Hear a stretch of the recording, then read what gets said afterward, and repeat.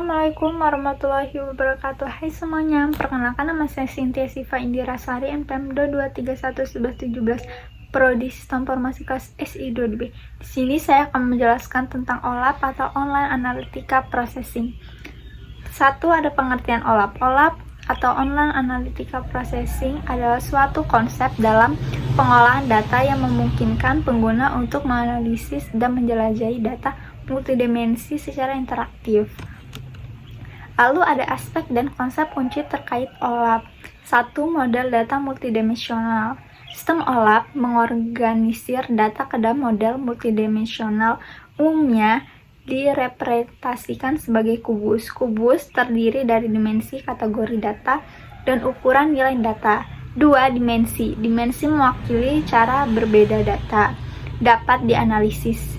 Sebagai contoh, dalam kubus penjualan, dimensi dapat mencakup waktu, geografi, dan produk.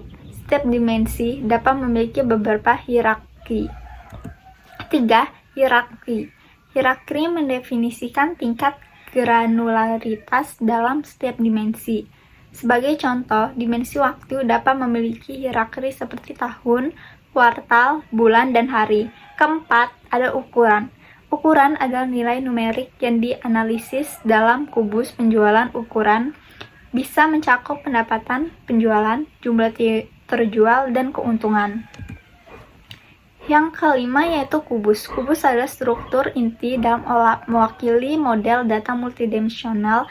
Ini memungkinkan pengguna untuk melihat data sepanjang beberapa dimensi secara bersamaan. 6. Jenis OLAP. Setiap OLAP dapat diklasifikasikan menjadi 3 jenis utama, yaitu MOLAP, multidimensional OLAP, menyimpan data dalam database multidimensional, memberikan kinerja query yang cepat. Contohnya termasuk Microsoft Analysis Service dan IBM Kronos TM1. Lalu ROLAP, Relational OLAP, menggunakan database relasional untuk menyimpan dan mengolah data multidimensional. Sering dianggap lebih dapat diskalakan, namun mungkin lebih lambat untuk query yang kompleks. Contohnya termasuk Oracle OLAP dan SAP BW. Yang terakhir yaitu HOLAP, Hybrid OLAP, menggabungkan elemen-elemen MOLAP dan ROLAP menggunakan kombinasi penyimpanan multidimensional dan database relasional. Ketujuh, ada operasi OLAP. Sistem OLAP mendukung berbagai operasi untuk menganalisis data termasuk drill down, berpindah dari tingkat agregasi yang lebih tinggi ke tingkat yang lebih rinci, dan roll up, berpindah dari tingkat rinci ke tingkat agregasi yang lebih tinggi. Switching, ditching, dan pivoting juga merupakan operasi umum. Yang ke-8 ada pembangun data. OLAP sering digunakan bersama dengan pembangunan data. Data warehousing menyimpan dan mengintegrasikan volume besar data dari berbagai sumber, menyediakan dasar untuk analisis OLAP. Yang ke-9 ada data mining dan business intelligence. OLAP merupakan komponen penting dari solusi business intelligence, memungkinkan pengguna untuk mendapatkan wawasan tentang tren, pola, dan anomali dalam data mereka.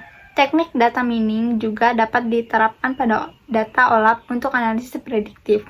10. Ada tantangan. Sistem OLAP mungkin menghadapi tantangan dalam hal skalabilitas, terutama dengan kumpulan data besar.